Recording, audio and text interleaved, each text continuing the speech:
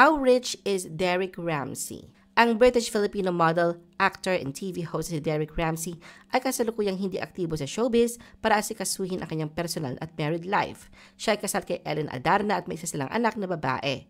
Ang ama ni Derek ay dating miyembro ng Scotland Yard.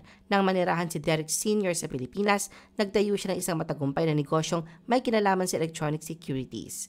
Sa kasalukuyan, pagmamayari ng pamilya Ramsey ang ilang ari-arian sa Tagaytay, Palawan at Batangas.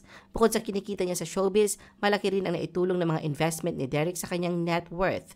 Nag-invest siya ng mga real estate properties tulad ng residences at rental properties para sa tuloy-tuloy na kita.